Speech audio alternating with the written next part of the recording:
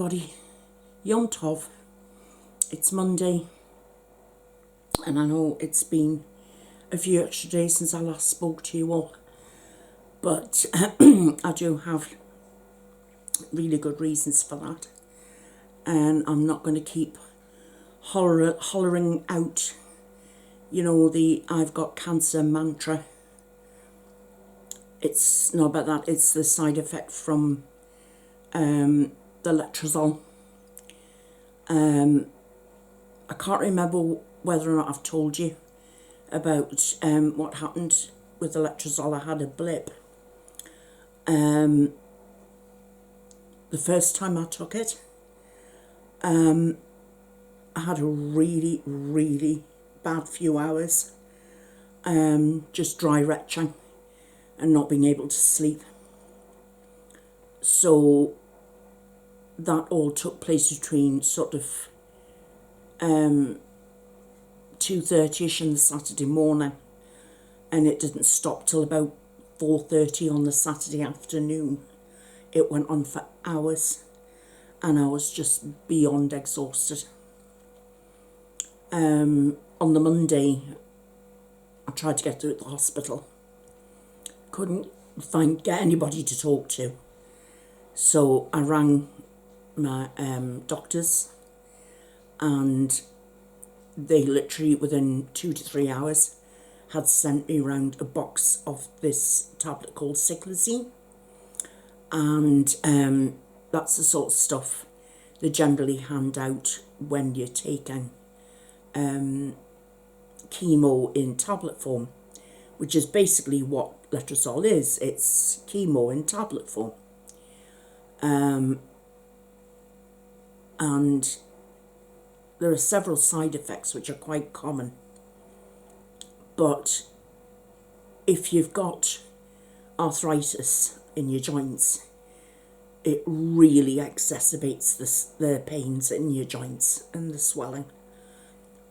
My knees and my elbows and my shoulders. And for the first time in my life, I've got pain in my hips. And when you go to touch my muscles, I've got an awful lot of muscle pain.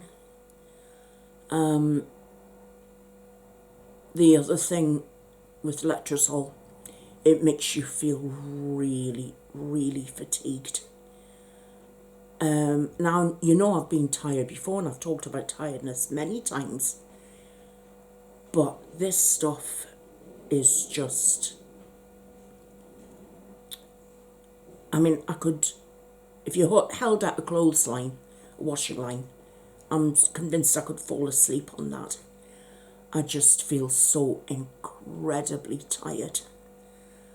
And it's hard to describe, and I hope never ever want to hear any of you having to deal with anything like this. But there is good news, because 2 weeks ago I didn't have what they call any fluid movement in my breast, because it was so stiff and hard and what have you.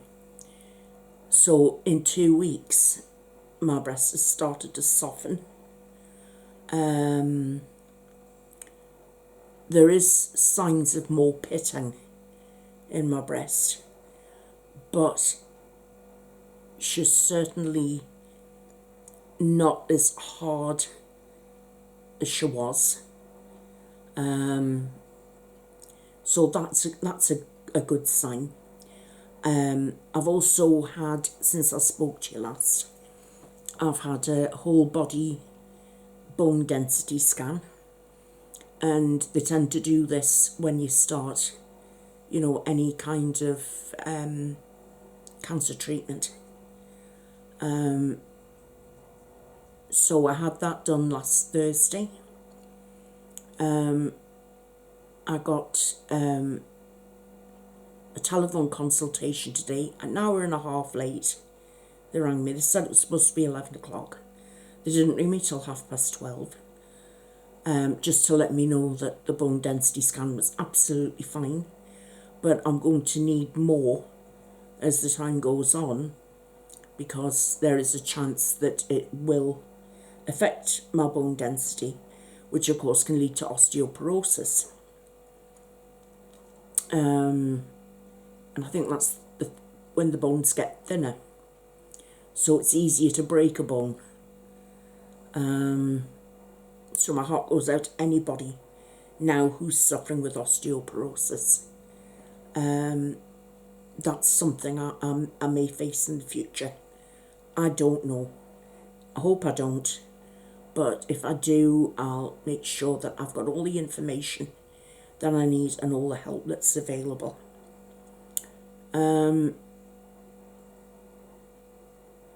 So,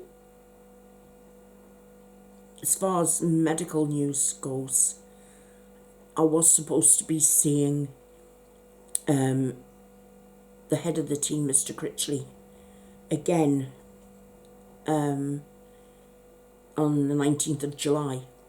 But because of the phone consultation that I've had today with another oncologist, because I've told them that I'm physically responding to the letrozole, that's what they expect to see, and they're really pleased at what I've told them.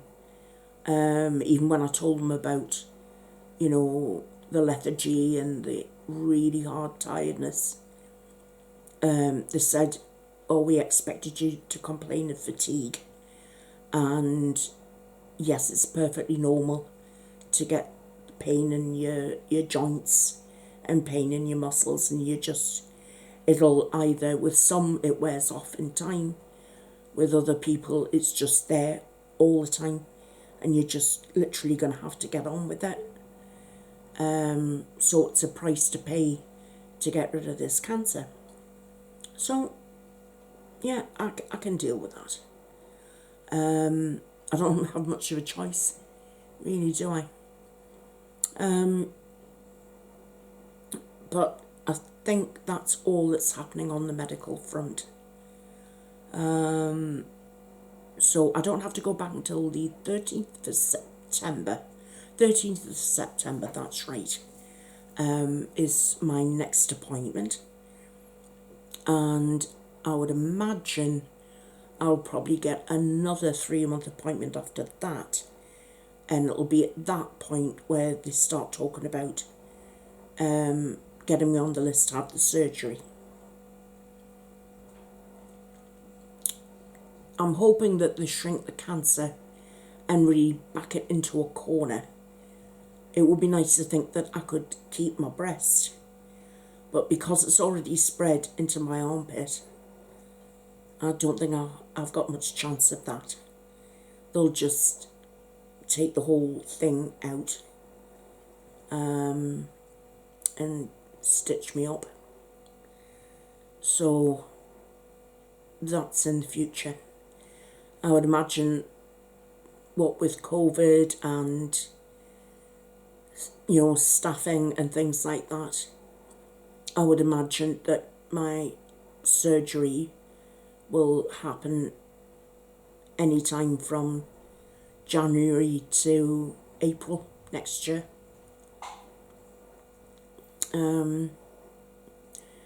I must admit, the one thing that I do disagree with, they send out all this literature saying, we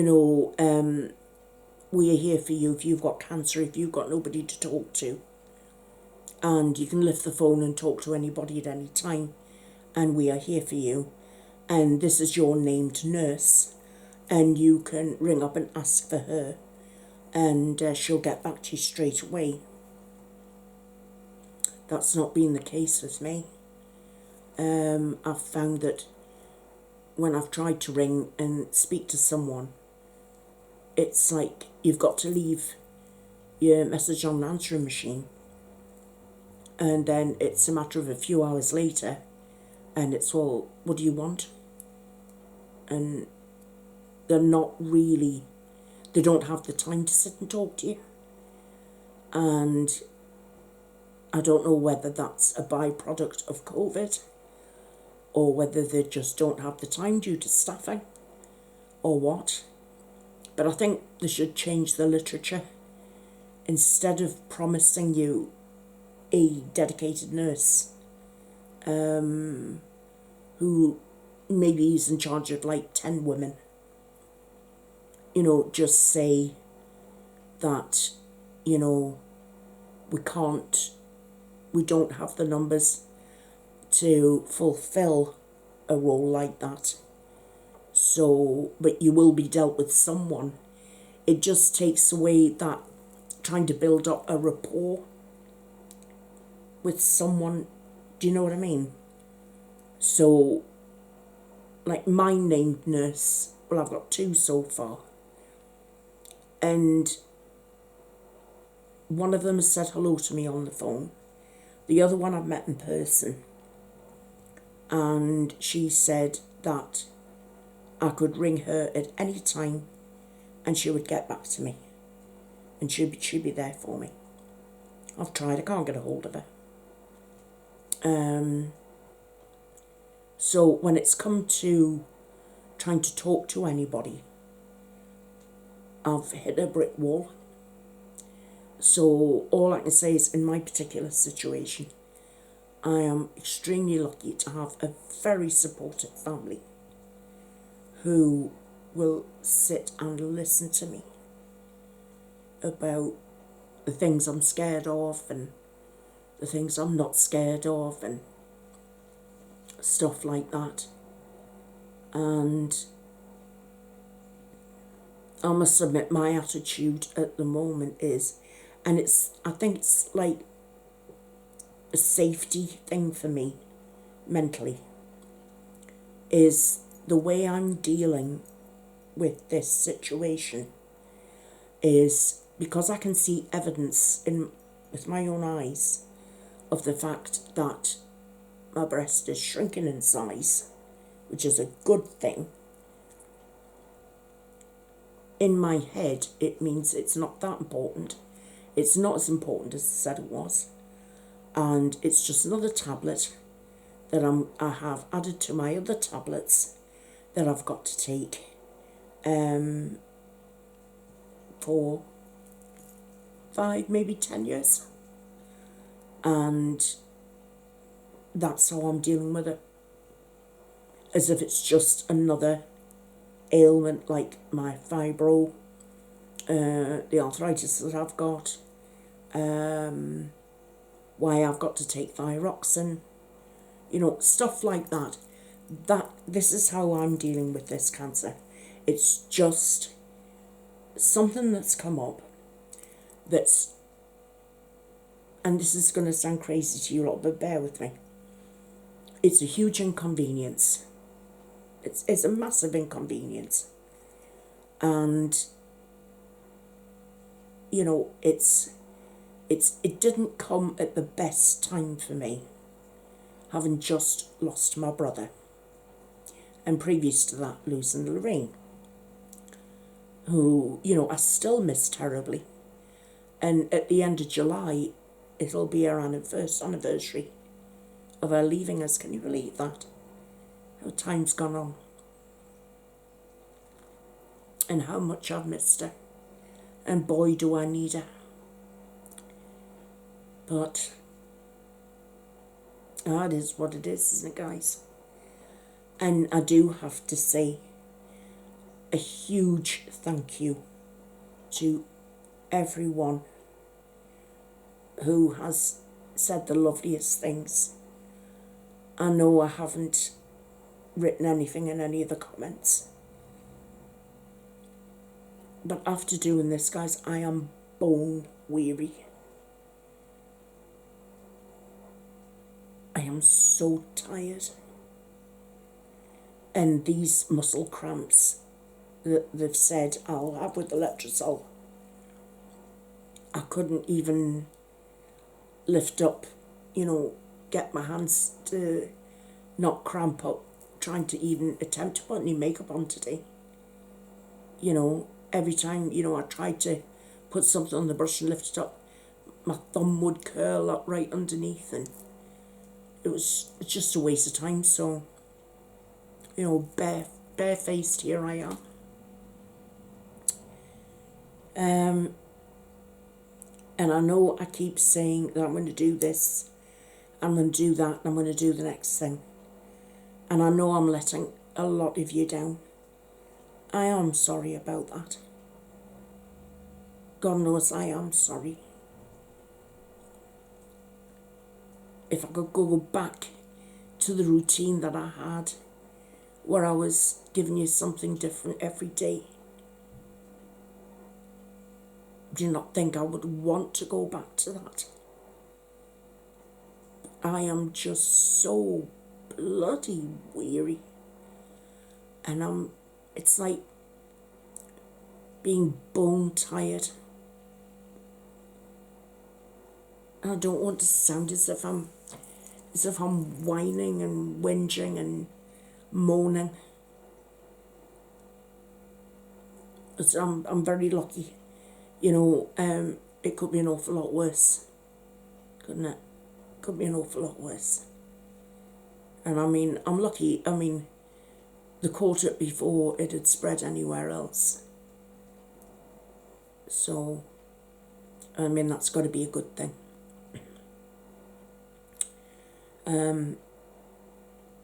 But it is Monday. And I have set myself a couple of goals this week, which I'm going to move heaven and earth to do.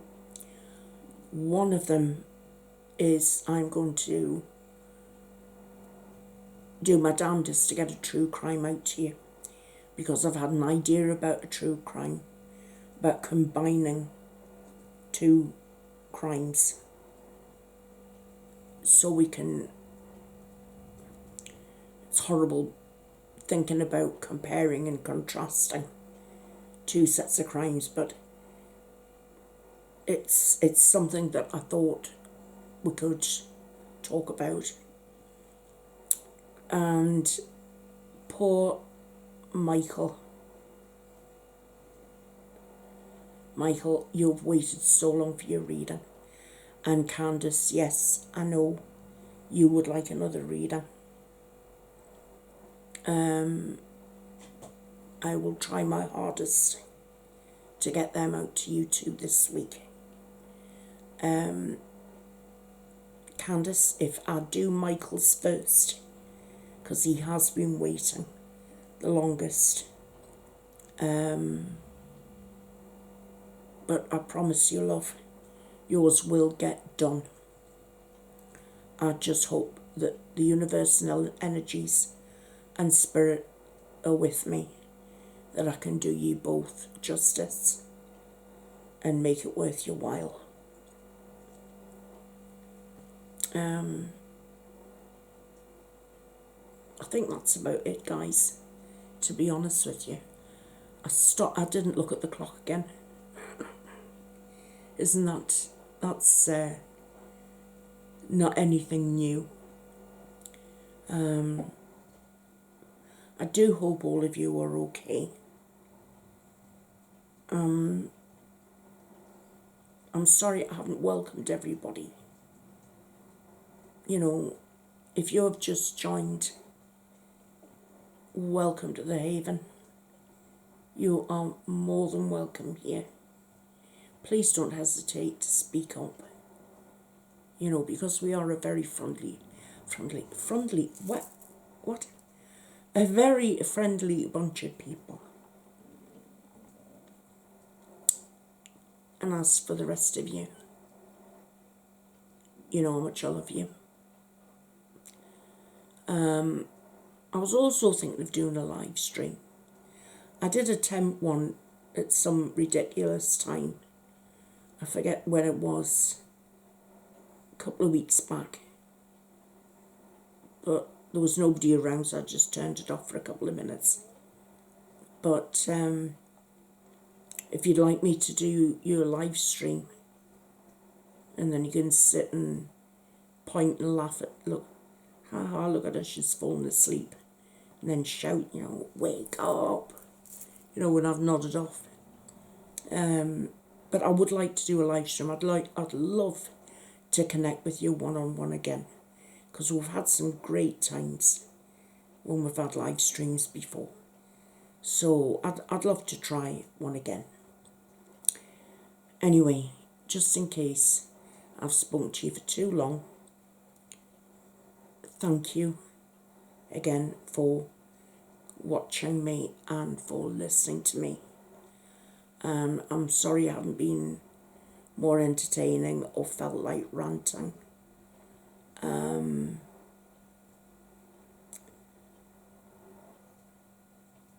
I did, oh yes, I know there's a couple of things that I did want to say quickly. Diana's statue. Now, I don't know what you guys think about it. My personal opinion, I think it should have been done in marble. I don't think the bronze is doing it any justice.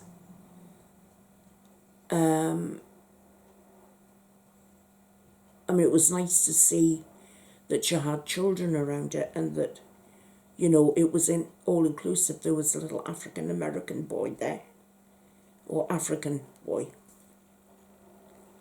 And there was a little girl and then a hidden child around the back of her. But it made her look masculine.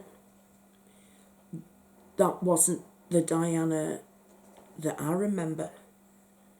The outfit was from 1993, and it was from a first Christmas card that she'd put out after her and Charles had put in for the separation. So that was the exact outfit. That was where it was from. But her hair wasn't the same. In that particular Christmas card, her hair was a lot shorter. The hair he's given her now was the sort of the same as when she died. But I don't know, her face wasn't right. It didn't capture the essence of Diana for me. The gardens, I thought, looked beautiful. William, I was very impressed with William. And Harry, he was like he was on something. He was laughing, he was joking, he was pretending to be digging. He shouted over to people a couple of times. He was as high as a kite. And it was like looking at the future king and his jester. And I've seen that said a few places. But that was what I thought immediately, the way I saw the pair of them. And William was very, very adept at putting distance between him and his brother. And can you blame him? Because his brother's treacherous and traitorous and has told lies about his brother, about his father and his whole family. And he doesn't understand why people don't trust him and don't want to talk to him. And, you know, he only turned up about 20 minutes before the ceremony actually took place. He wanted to have his own speech read out, which, let's face it, we know who would have written that speech, don't we? You know, we're not kidding anybody.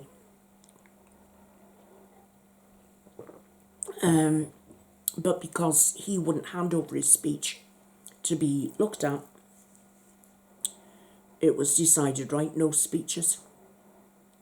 So he didn't get how the boys felt.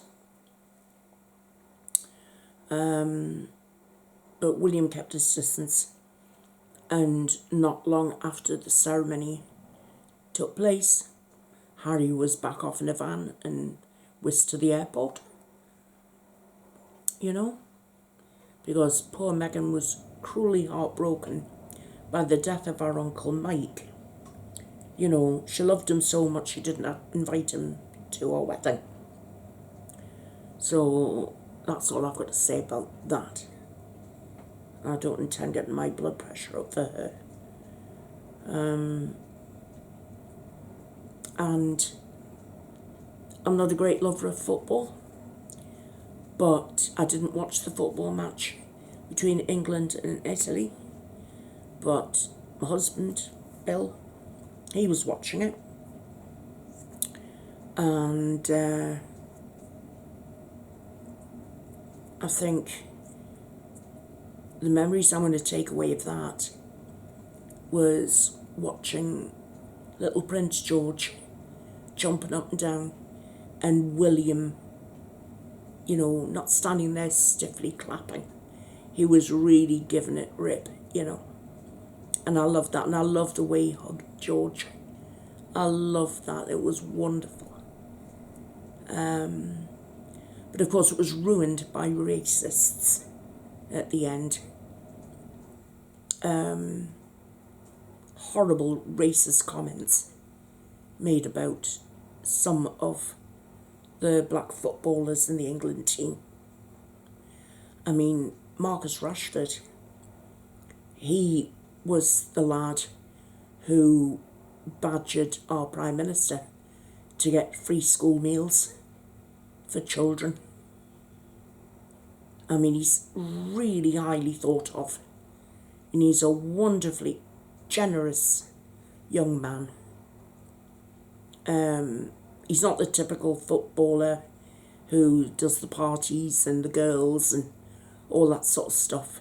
He is a real humanitarian, and I'd be proud to shake his hand. Totally proud to shake his hand. And yet he's had to suffer ignorant racism. And it has got to the point where it's not enough just saying something needs to be done. We each of us can do something about it. Wherever we happen to be, if we hear racist speech, you stamp it out there and then. You go up to the person and you say, pack it in. You know, this is 2021. We do not use language like that anymore. And I am totally prepared to do it wherever I happen to go. Whether it's, I don't go many places, mind. But if I'm ever at the hospital, I hear anything there, I'll say something. If I'm at my doctor's and I'm there and I hear anything, I'll say something. I won't tolerate racism in any form. And it should be obliterated. Goodness me. You know,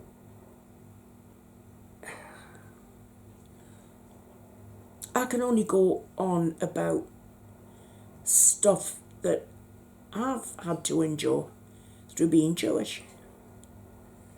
And you know, it's the name calling. I mean, somebody left me a wonderful comment underneath one of my videos that I've done recently, saying, oh, you call yourself a Jew, do you? Oh, you know, yeah, I can tell by the size of your nose, and of course, you've just you've stolen a race from some other nation, and because that's what you Jews do, you steal land and identities and then take it on, you know, for yourself. And then when I went to go to answer the comment, they deleted it But it was long enough there for me to see it. So that wasn't very nice. But that's what I get, even being on YouTube. I get comments about me being Jewish, and they're not very nice. That's the nearest thing that I know that gives me a slight understanding of racism. But no, we need to do more. We've got to stamp it out. It can't be tolerated. This cannot go on. And certainly not worldwide, but Britain should be a world leader in this. We were the first ones to pass a law, to abolish slavery and to hand out rights. Queen Victoria herself couldn't tolerate racism. She adopted a little black girl who was sold into slavery. She was actually an African princess, and she was sold into slavery. And Queen Victoria adopted her, and she lived with her for a good while, and she loved her very much. So I think her name was Sarah. And she went on to call one of her own children Victoria.